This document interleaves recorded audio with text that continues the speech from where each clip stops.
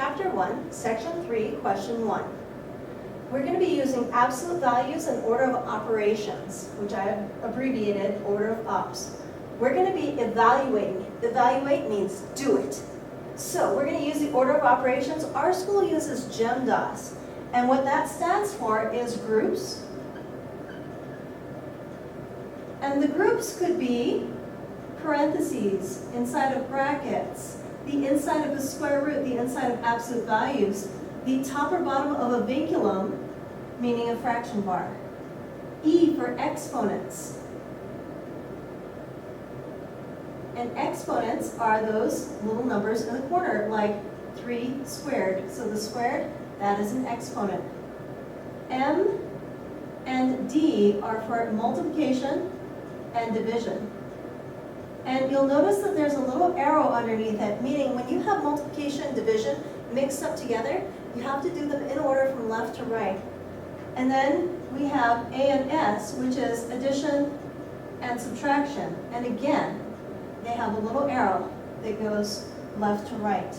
So make sure you do that. A lot of students learned, please excuse my dear Aunt Sally, or PEMDAS. And what they learned was to do multiplication first and division second, addition first and subtraction second.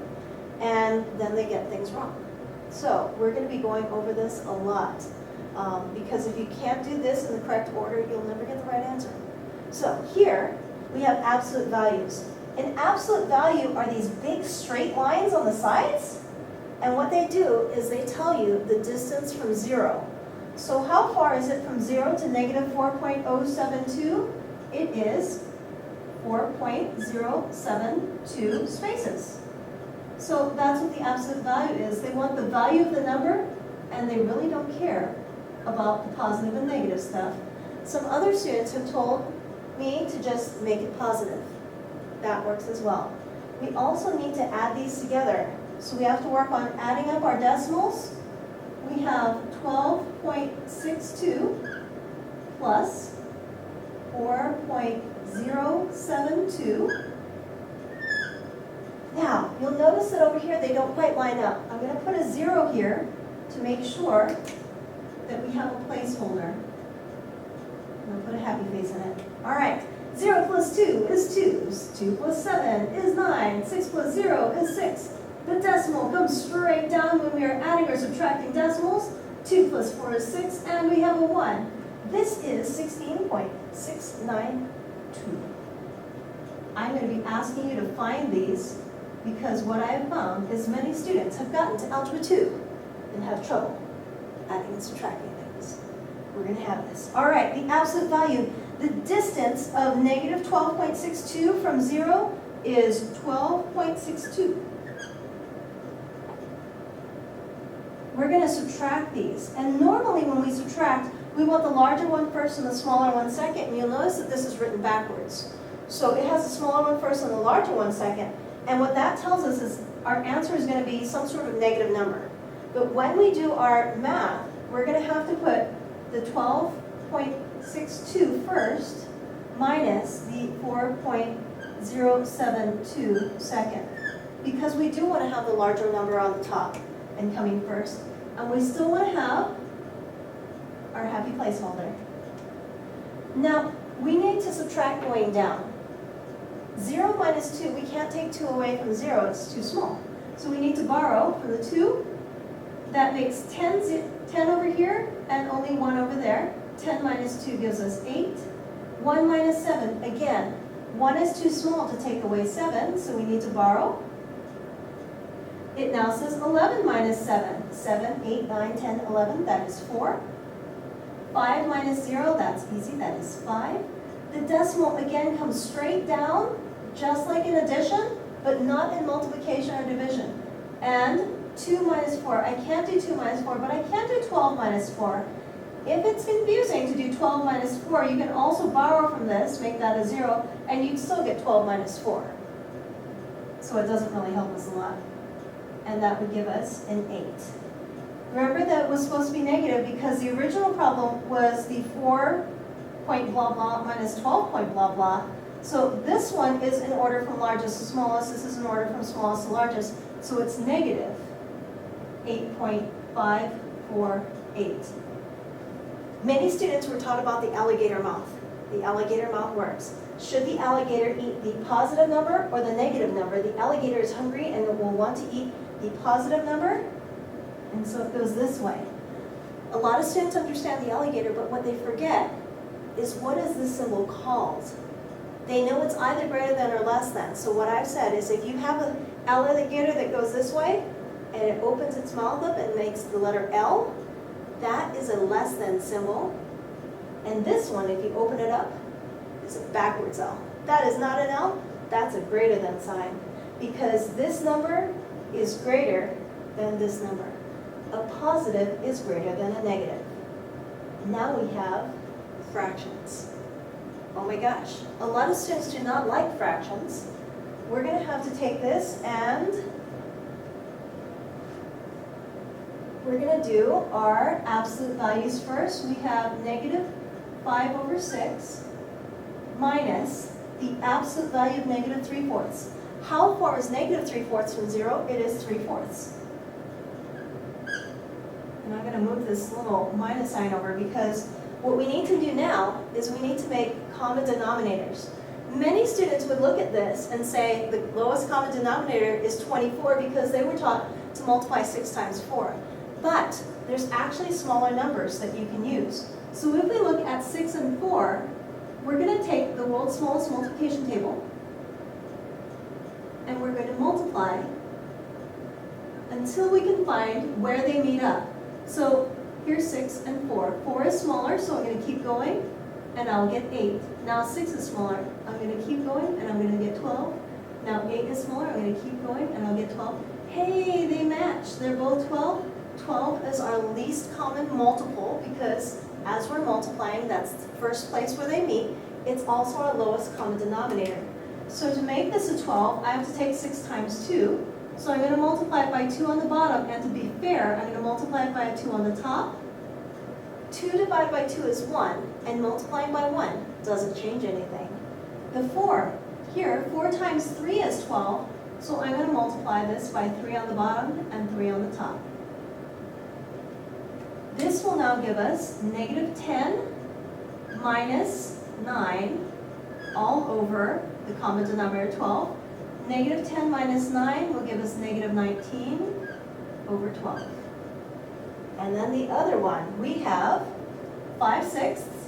It is a positive 5/6 minus the absolute value of 3/4.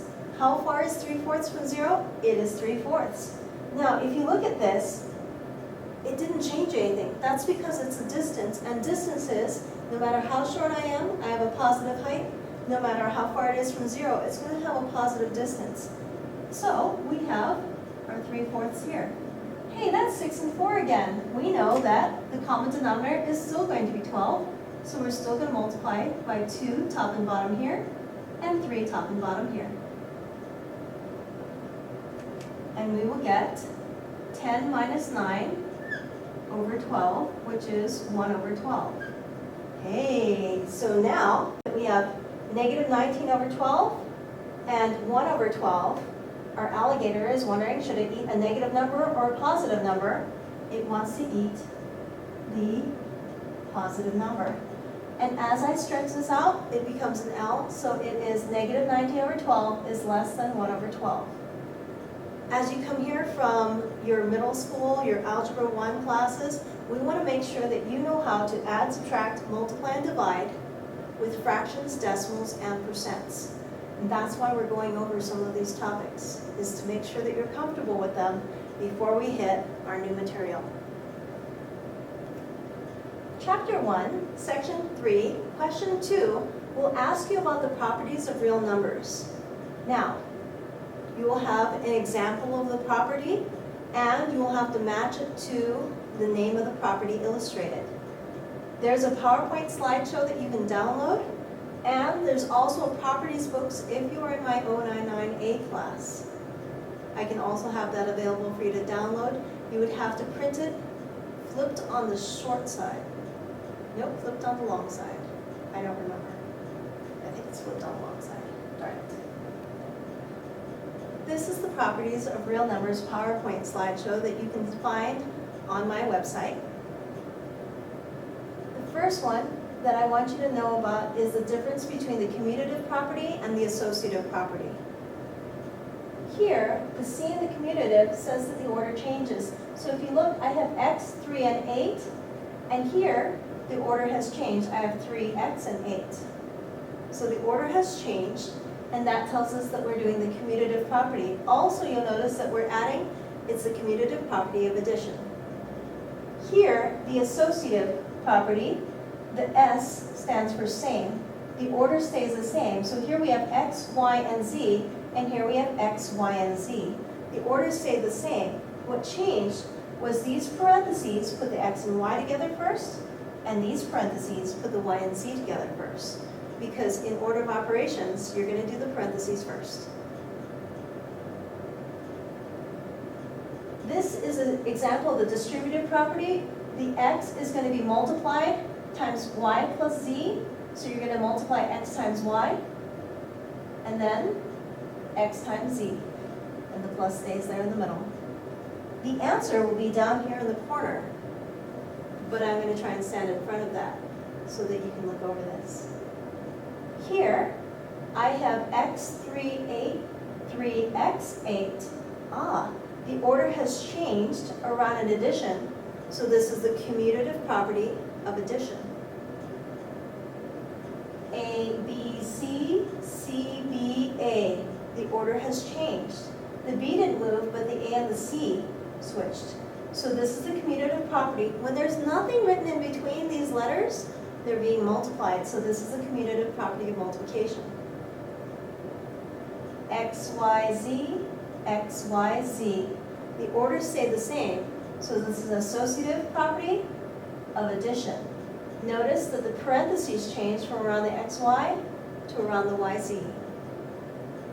A, B, C, A, B, C. The order stayed the same, so this is an associative property. The parentheses were around the AB, and now they're around the BC.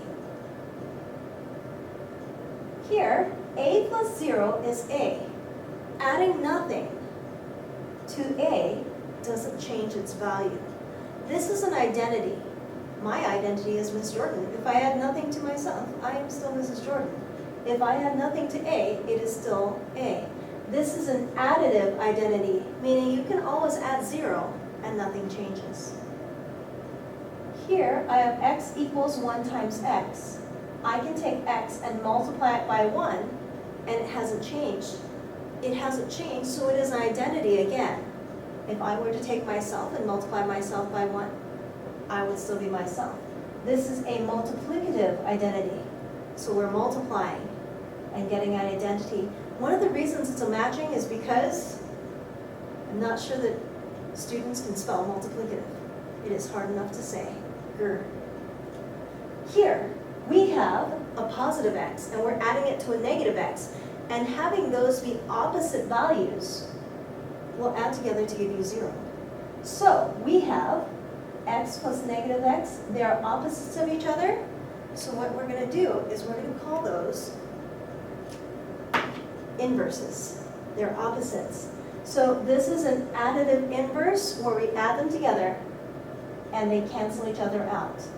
This is a multiplicative inverse where we have a 3 and a 1/3.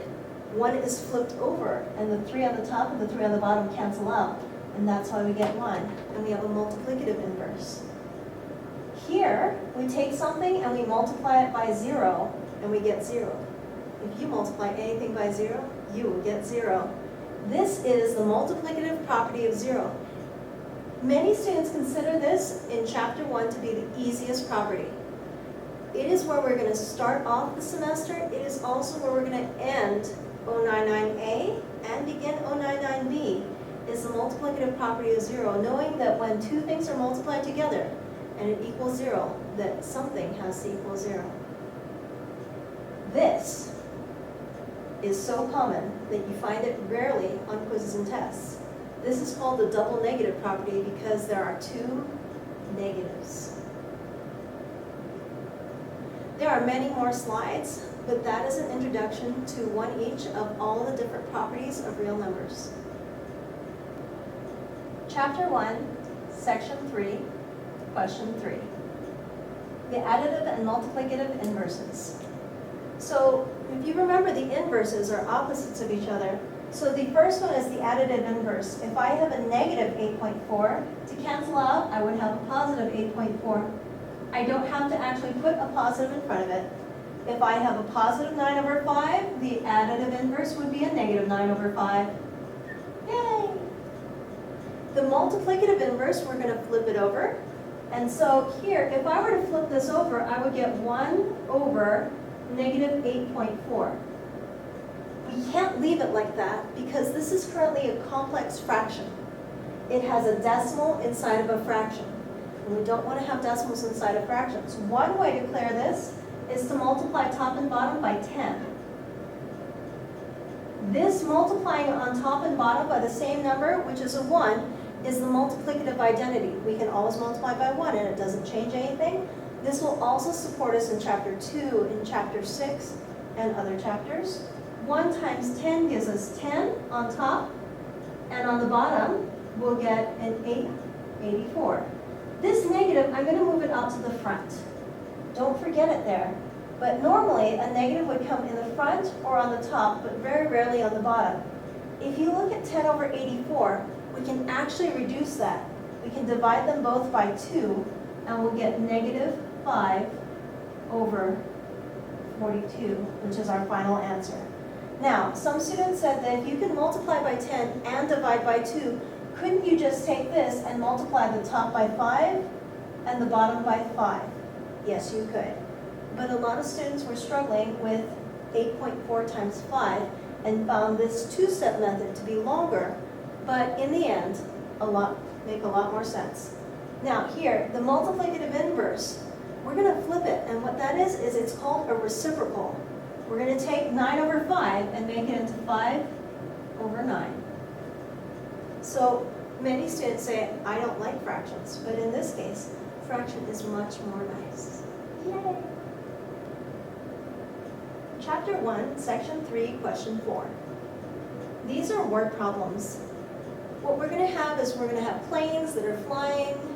We're going to have grades that are going up and down. We're going to have submarines that are going down and up. We're going to have things that are, birds that are flying. So here we have, in week 2, a student's grade dropped 18% due to attendance, and in week 3, the grade increased 7% after turning in work. At the end of week 3, the student's grade was 72%. What was the student's grade for week 1? I'm going to go over 2 ways of doing this. One is using opposites, and another one is the chapter 2 method of solving this using algebraic equations. So here, I have a little box representing week 1, which we don't know. To get to week 2, the grade dropped 18%. So if it dropped 18% to some other grade, this box here represents week 2. In week 3, the student's grade increased. So it went up, and it increased 7%. To our handy-dandy week 3 box. At the end of week 3, the student's grade was 72%. So here's 72%. The opposite of adding 7% is subtracting 7%. So 72 minus 7. We can't take 7 away from 2, so we're going to have to borrow again. 12 minus 7 gives us 5, and we're going to get 65. Oh no, in week 2, they had a 65%. And before it dropped 18%, to go back the other way, we're going to add 18%. Some students have been known to just add it onto this, but each of these vinculum bars is a separation, kind of like an equal sign, and they're not all going to be equal to each other. So I'm going to encourage you to take 65, start a new column, and add your 18%. 5 plus 8 is 13. We're going to carry the 1, and we're going to get, hey, 83%. Nice job. So they got an 83%. That was their week 1 grade. Make sure that your teacher knows which grade is your final answer. So you might, for example, want to do something like box your answer or sign. Or some students even use the prompt. What was the student's grade for week 1? The student's grade for week 1 was 83%, period. And that will support your English class and your math class. In chapter 2, we're going to define our variable where we're going to say that week 1 is X. And then we're going to write an equation. Here's week 1, and then the grade dropped 18%, and then it increased 7%, and at the end of that it was 72. We would combine like terms, negative 18 plus 7, that would give us negative 11. We would add 11 on both sides. And we would get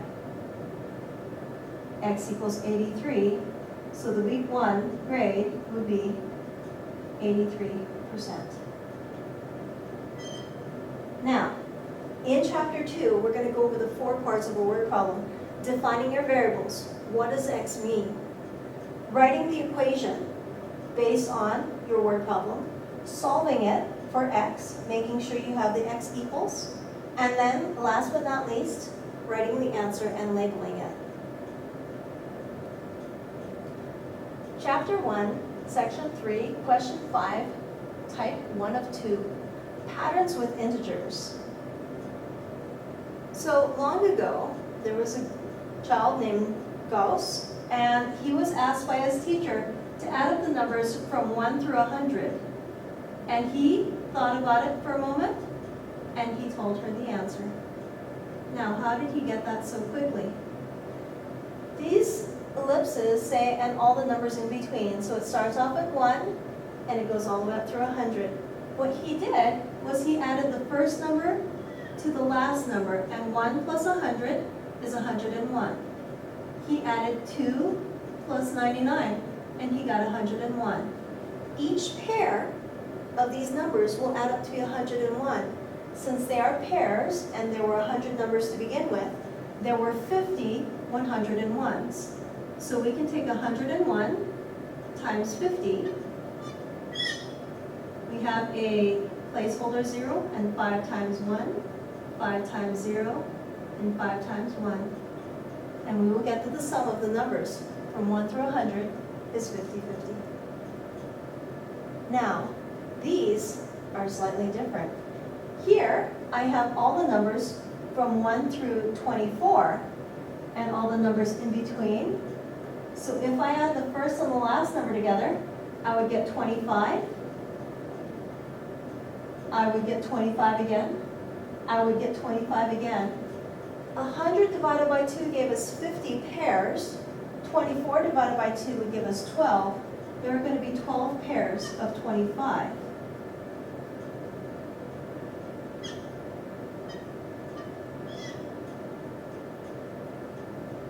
Here's 1.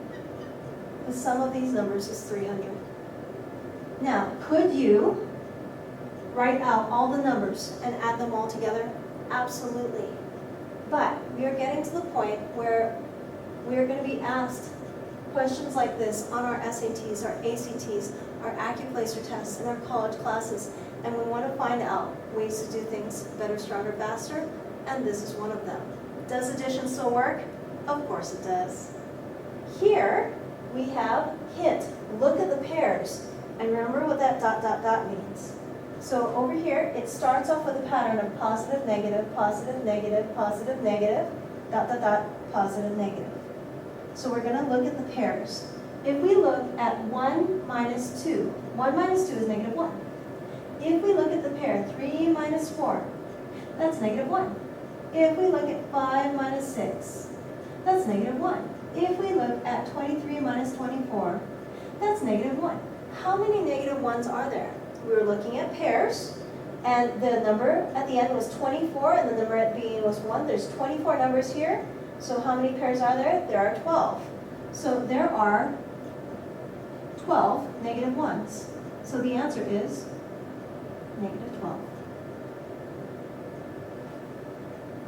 Would addition and subtraction work? Absolutely, as long as you don't make mistakes.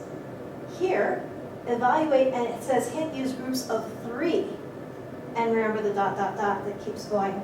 We have a pattern that goes negative, positive, positive, negative, positive, positive, negative, positive, positive. So if we look at this set of 3 here, notice I'm not using parentheses, because if I put parentheses here, it would actually mean multiplication, and we're not multiplying. We're just adding and subtracting. So I'm using this so that I know where my eyes are looking, but I'm not changing the value of the expression. So negative 1 plus 2 is positive 1 plus 3, that gives me 4. Now, a lot of students, based on the last question, think that this should also be 4 because all of these were the same number. All of these are the same number. Let's try it. Negative 4 plus 5 is 1, plus 6 is 7. Oh no, they're different. And then we go here, and we find out that this is not different either. This is different. We get 1 plus 24 is 25. These numbers are all different. So we have the number 4, and then if you add 3, you'll get to 7. If you add 3, you'll get to 10, and 13, and 16, and 19, and 22, and 25. And I know I have to stop at 25 because that's the last number. Now, there were 24 numbers, because 1 through 24, in sets of 3. 24 divided by 3 is 8. So I have 1, 2, 3, 4, 5, 6, 7, 8 numbers here to add. I could add them from left to right, but let's see if this still works.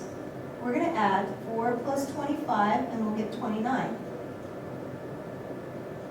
7 plus 22 is 29, and 29, and 29. How many 29s? Well, there were 8 numbers, and so we got 1, 2, 3, 4 sets. So 29 times 4. 9 times 4 is 36. The 6 goes down here, the 3 comes up. 8, 9, 10, 11. The answer to this is 116. Chapter 1, Section 3, Question 5, Type 2 of 2. So once again, we have patterns because math is all about patterns. We're going to evaluate, which means we're going to do the problem. Many students just want to do it left to right because that's what they learned. What we're going to do is multiplication and division can be mushed together. So here I have 5 divided by negative 5. 5 divided by negative 5 is negative 1. The parentheses don't change anything. They mean multiplication. So negative 6 divided by positive 6 is negative 1. The absolute value of 7 is 7. The absolute value of negative 7 is also 7. 7 divided by 7 is 1. The absolute value of negative 8 is 8 divided by negative 8 gives me negative 1. And 9 divided by negative 9 is negative 1. Now it's a matter of multiplying ones and negative ones. We have 4 negatives, so with 4 negatives, these pair together and go away, and these pair together and go away. Because 2 negative make a positive. And so here, the answer is 1.